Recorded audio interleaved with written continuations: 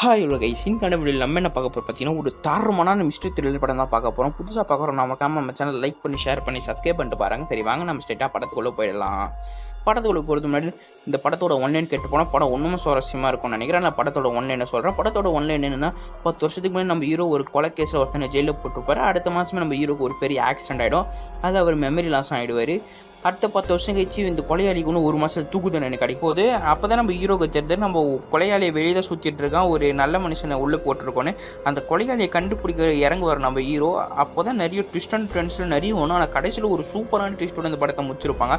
சரி வாங்க நம்ம வீடியோக்குள்ள போகலாம். இது own voice over Tamil channel. மறக்காம நம்ம சேனல் லைக் பண்ணி ஷேர் பண்ணி சப்ஸ்கிரைப் பண்ணிட்டு பாருங்க. சரி வாங்க நம்ம வீடியோக்குள்ள போகலாம். படத்தோட ஓப்பனிங்ஸ்லேயே அங்கே எங்கே நம்ம பேப்பர்லாம் விட்டுருக்கு. அதில் பாத்ரூம் எங்கே இருக்குது, கிச்சன் எங்கே இருக்குது, அதெல்லாம் இருக்குது. அப்படியே ஒரு நபரை காட்டுறாங்க. இவர் பேர் தான் ராய் ஃப்ரீட்மேன். இவர் ஒரு எக்ஸ் போலீஸ்ன்னு சொல்லலாம். இவர் ஒரு 10 வருஷத்துக்கு முன்னாடி ஒரு பெரிய ஆக்சிடென்ட் ஆயிருக்கும், கார் ஆக்சிடென்ட். அதில் ஃபுல்லாக பழசை மறந்துட்டு இருப்பார். ஷார்ட்டாக சொன்னால் மெமரி லாஸ் ஆகிட்டு இருப்பார். அதனால திருப்பும் ஒரு ஆப்ரேஷன் பண்ணியிருப்பார், திருப்பும் மெமரி ரெக்கவரி ஆகிறதுக்காக. அதனால அடிக்கடி அவருக்கு நினைவு வரும் பழையசெல்லாம். அதை பார்த்து ரொம்பவே ஒரு பதட்டம்லாம் ஆவார். சரி நம்ம வெளியே போகலாமே அப்படின்னு வெளியே போவார். திருப்பம் அதே மாதிரி ஆப்ரேஷன் பண்ணுற மாதிரிலாம் காண வரும். அதுக்கு ஒரு டாக்டர்டேக்கு போய் சந்திப்பார். அந்த டாக்டர் கேள்விலாம் கேட்பாங்க, உங்கள் பேர் என்ன, உங்கள் அப்பா பேர் என்ன அப்படின்னுவார். அதில் சில பதில் கொஞ்சம் நல்லா சொல்லுவார், ஆனால் சில பதில் தப்பாக சொல்லுவார். வர அப்படியே படத்தோட டைட்டிலும் போடுறாங்க, ஸ்லீப்பிங் டாக்ஸ்ன்னு. அடுத்து நம்ம ஹீரோ வெளியே போகிற மாதிரி போகிறாரு. ஆனால் ஒரு ஃபோன் வருது. அதில் ஒரு லேடி பேசுகிறாங்க, உங்கள் பேர் வந்து ராய் ஃப்ரீட்மேன் தானே அப்படின்னு. அது கூட நம்ம ஹீரோ கண்ணாடி பார்த்து தான் சொல்லுவார். அவர் பேரை கூட சரியாக ஞாபகம் வச்சுக்க முடியாது. ஆமாம் சொல்லுங்கள் அப்படின்னும் போது அந்த லேடி ஒரு இடத்துல உங்களை மீட் பண்ண முடியுமா அப்படின்னு கேட்கும். சரி கண்டிப்பாக மீட் பண்ணலாம் அப்படின்னு ஒரு இடத்த மீட் பண்ணுவாங்க. அந்த லேடியும் வந்து உட்காந்து, நான் ஒரு அட்வொகேட், நீங்கள் 10 வருஷத்துக்கு முன்னாடி கொலை செஞ்சீங்க, ஒருத்தர் ஜெயிலில் போட்டிங்களா, ஞாபகம் இருக்கா அப்படின்னு கேட்கும்போது நம்ம ஹீரோக்கு சுத்தமாக ஞாபகமே இருக்காது. அந்த லேடி ஃபோட்டோ எடுத்து காட்டுறாங்க. இவர் பார்த்து ஐசிக் சாம்பிள், நீங்கள் 10 வருஷத்துக்கு முன்னாடி கொலை செஞ்சீங்கன்னு போட்டுருக்கீங்க, ஆனால் அங்கே மொத்தம் ஒரு கொலையே செய்யலை, வேற ஒருத்தர் தான் கொலை செஞ்சாங்க, அவர்கிட்ட போய் நாங்கள் மீட் பண்ணோம்.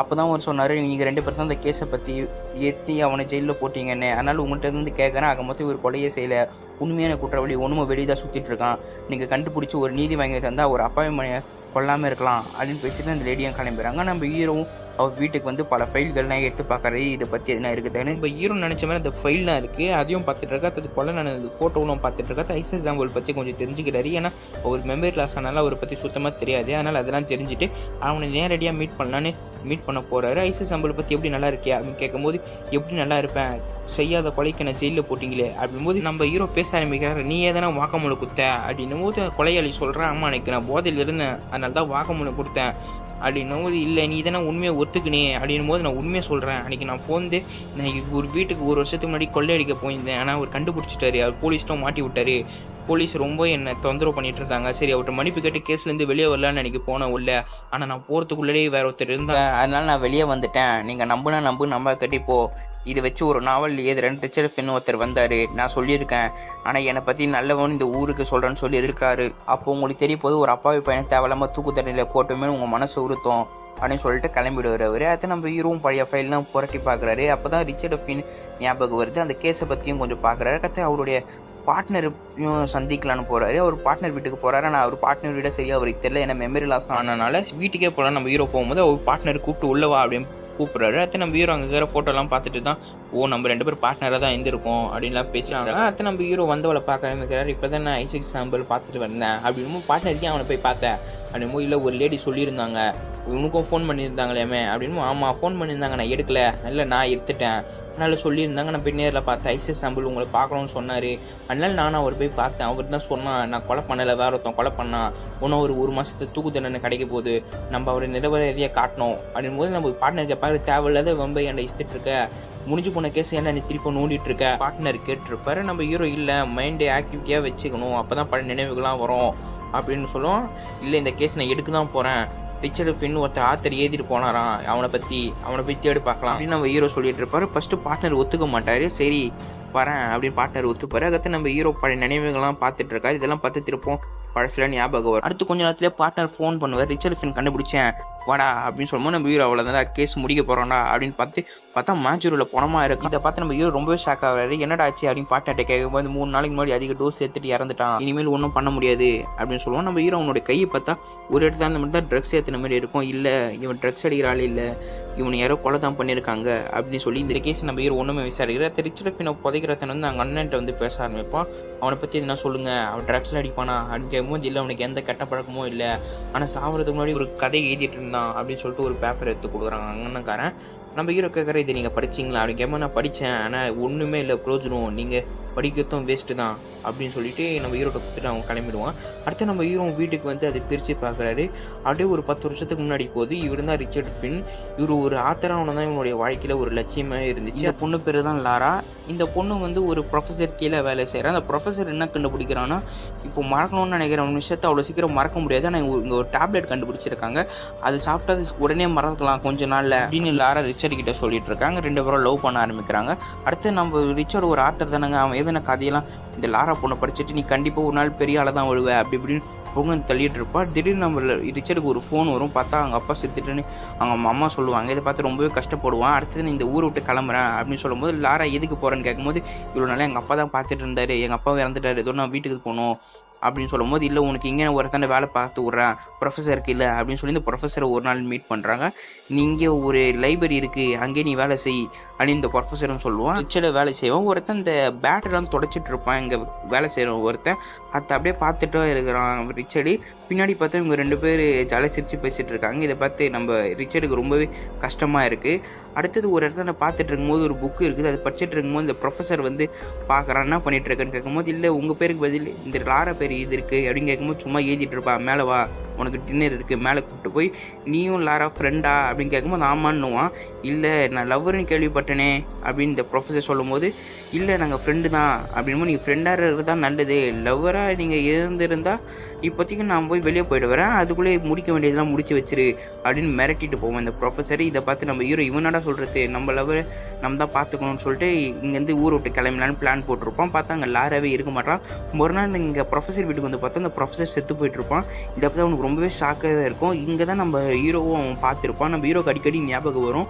இங்கே தான் அவன் பார்த்துருப்பான். அதுக்கு இந்த லாரா பொண்ணுக்குள்ள மெசேஜ்லாம் அனுப்புவான். ஆனால் கண்டுபிடிச்சிருக்க மாட்டாங்க. நம்ம லாரா வந்து ப்ரொஃபஸர் பண்ண ப்ராஜெக்ட் வந்து நான் பண்ணேன், எனக்கு அப்ரூவல் கொடுங்க, இந்த பப்ளிஷ் பண்ண போகிறேன் இந்த புக்கை அப்படின்னு சொல்லுவாங்க. இந்த கவர்மெண்ட் கண்டிப்பாக கொடுக்க மாட்டாங்க. ஏன்னா கவர்மெண்ட் வந்து இந்த ப்ரொஃபஸர் கூட தான் கை கோத்துருந்துருப்பாங்க. ஆனால் இப்போ அவர் பண்ண ப்ராஜெக்ட் இவ பண்ணணும்னு சொல்லும்போது உங்களுக்கு கிடையாது அப்படின்னு சொல்லுவேன். இந்த லாரா பொண்ணு இல்லை நான் தான் கஷ்டப்பட்டு பண்ணியிருந்தேன், அவர் எதுவுமே பண்ணது ஃபுல்லாக நான் தான், ஆனால் அவர் பேர் மட்டும் போட்டுக்கினாரு அப்படின்னு சொல்லுவேன். ஆனால் இந்த கவர்மெண்ட் ஆளுங்க உங்களுக்கு தரவே முடியாது, நீங்கள் கிளம்புங்க அப்படின்னு சொல்லிடுறாங்க. லாரா எங்கே போனானே தெரில. அடுத்த ரிச்சர்ட் லாராவை கண்டுபிடிக்கணும்னு தேடுவா. அடுத்து ஒரு இடத்துல பார்த்தேன் அப்படின்னு எழுதியிருக்கும். அடுத்து நெக்ஸ்ட் பக்கம் திருப்பி பார்த்துருப்பாரு ப்ரெசன்ட் டைமில். பார்த்தா அதில் எதுவுமே இருக்காது. இதை பற்றி அவனுடைய பார்ட்னர்கிட்ட வந்து பேசிகிட்டு இருப்பாங்க. நான் பாதி வரைக்கும் கண்டுபிடிச்சிட்டேன் கேஸு, ஒன்றும் கொஞ்சம் தான், எனக்கு ஒரு அட்ரஸ் வேணும், ரிச்சர்ட் ஃபினோட ஒய்ஃப் அட்ரஸ் மட்டும் எனக்கு சொல்லு அப்படின்னுவோம். நம்ம பார்ட்னர் வந்து நீ தேவையில்லாமல் தான் பண்ணிகிட்டு இருக்க, முடிஞ்சு போன கேஸ் ஏன் நீ திரும்ப நோண்டிட்டு இருக்க அப்படின்னு நம்ம பார்ட்னர் கேட்டுட்டு. ஆனால் நம்ம ஹீரோ வந்து நான் சொன்ன அட்ரஸ் மட்டும் எனக்கு சொன்னால் போதும் அப்படின்னு நம்ம பார்ட்னர்கிட்ட சொல்லுவோம். அந்த பார்ட்னரும் கண்டுபிடிச்சி அந்த அட்ரஸும் சொல்லுவோம் தான். நம்ம ஹீரோவும் அங்கே கதவு தொட்டு வர பார்த்தா ஒரு பொண்ணு திறப்போம். இவங்க வேறு யாரும் இல்லை, ரிச்சர்ட் ஃபின் ஒய்ஃப் தான் இவங்க.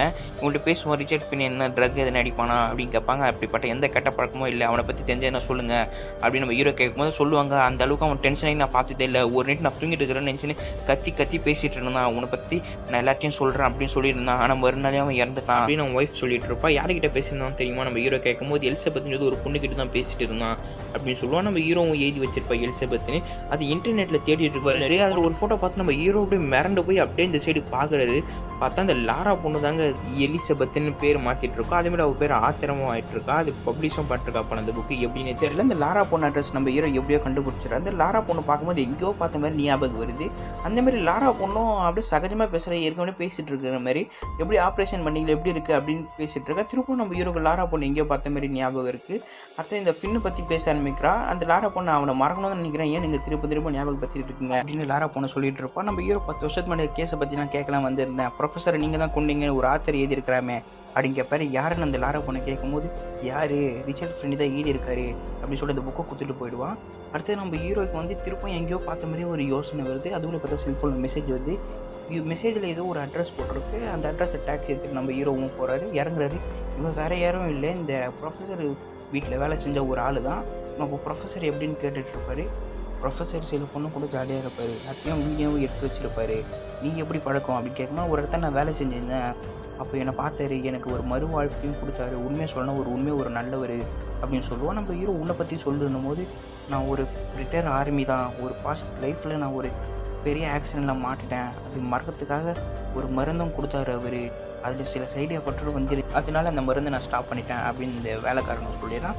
வேலைக்காரன் ஊர் கூட தான் போகிறவங்களை ட்ராப் பண்ணிட்டு நம்ம ஹீரோ ட்ராப் பண்ணு சொல்லுவான். அதுக்கு வேலைக்காரன் பேச ஆரம்பிக்கிறான். அன்றைக்கி போயிருந்தேன், அப்போ தான் இந்த கேமரா இருக்குலாம் பார்த்தா அதில் டேபிள் கடை இருந்துச்சு, அதில் டயானான்னு ஒரு பொண்ணும் போட்டு இருந்துச்சு. நம்ம ஹீரோ டயானா யாருன்னு கேட்கும்போது அவர் பாரில் வேலை செய்கிற ஒரு பொண்ணு, அன்றைக்கி நைட்டு அவன் கூட தான் இருந்தேன், நீங்கள் நம்மளனா அவங்கள போய் விசாரிச்சு பாருங்க அப்படின்னு சொல்லி அவன் வீட்டாண்டே இறக்கி விட்டுறான். அடுத்தது இந்த வேலைக்காரன் யாருக்கோ ஃபோன் பண்ணிடுறான், உள்ளே போயிட்டான் அப்படின்னு சொல்கிறான். நீ வெளியே வந்தோடனே முடிச்சிடு அப்படின்னு ஒரு வாய்ஸ் மட்டும் கேட்குது. உள்ளே போன நம்ம ஹீரோ பழைய ஃபைலாம் பொட்டி பார்த்துட்டு இருக்காரு. அதில் ஏதோ ஒன்று நோட் பண்ணுறாரு, ஒன்று ஃபைலாம் எடுக்கிறாரு, அதில் பார்க்குறாரு, திரும்ப ஒன்று ஃபைல் எடுக்கிறாரு, பார்க்குறாரு. அடுத்தது 30 வருஷமாக அவங்க விசாரணை பண்ண மொத்த ஃபைல் எடுத்து பார்க்குறாரு. எல்லா ஃபைலையும் இவங்க 2 பேரும் சைனாக இருக்குது. ஆனால் இந்த கேஸில் மட்டும் நம்மள ஹீரோ சைன் மட்டும் ஏன் இல்லை, அது சுத்தமாக ஏன்னு புரியல. அது யோசிச்சுட்டே இருக்கும்போது காலிங் பெல் அடிக்கிற நம்ம ஹீரோ ஏஞ்சி போய் வெளியே போய் பார்க்குறாரு. பார்த்தா அந்த லாரா பொண்ணு தான் வந்திருக்கா. அவங்க ஃபைலும் எடுத்துகிட்டு வந்திருக்கா. இது நான் படித்து பார்த்தேன், சுத்தமாக நல்லாவே இல்லை, உங்களுக்கு யார் கொடுத்தது அப்படின்னு கேட்கும்போது இது செத்து போன அவங்க அண்ணன் தான் கொடுத்தான் அப்படின்னு நம்ம ஹீரோ சொல்லுவார்.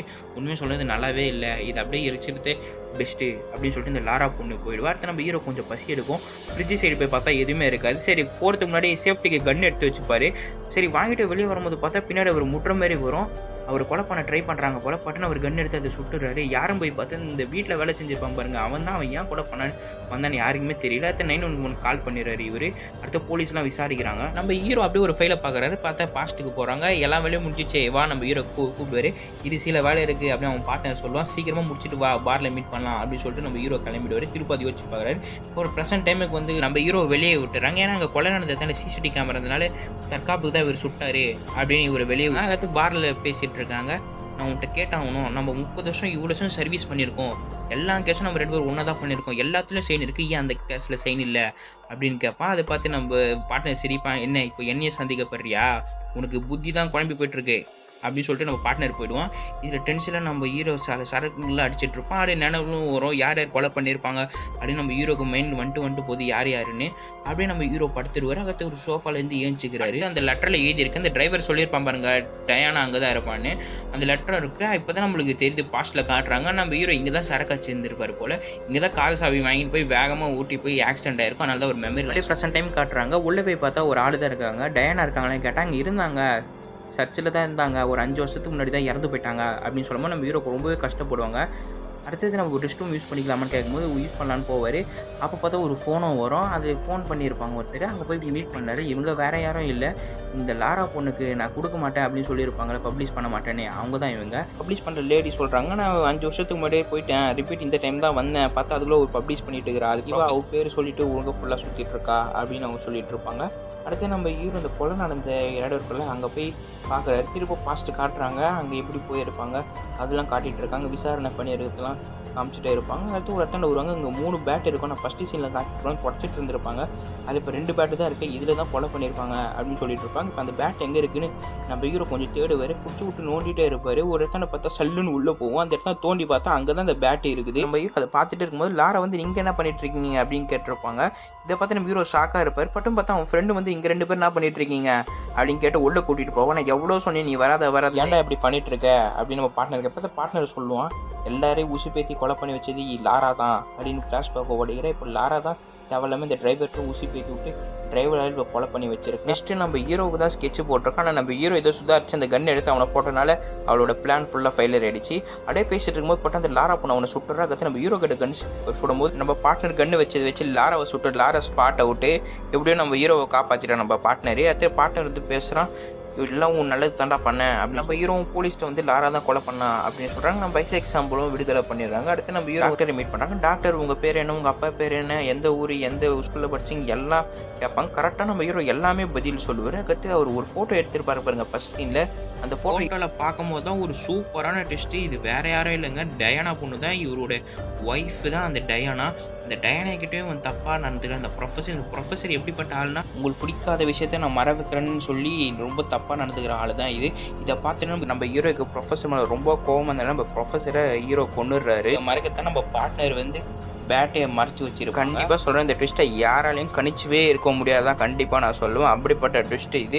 அடுத்தது நம்ம ஹீரோ கன் எடுக்கிறாரு. கன் எடுத்து என்ன பண்ண போகிறாருன்னு தெரில. ஒருவேளை போலீஸ்கிட்ட ஒத்துக்க போகிறாரு, நான் தான் கொலை பண்ணேன்னு, இல்லை அவரே செத்துருவாரான்னு தெரில. ஓகே கைஸ், இந்த வீடியோ பிடிச்சிருந்தா லைக் பண்ணுங்கள், ஷேர் பண்ணுங்கள், மறக்காமல் சப்ஸ்கிரைப் பண்ணுங்கள். ஒரு சூப்பரான ஒரு படத்தில் வந்து சந்திப்போம். பாய்.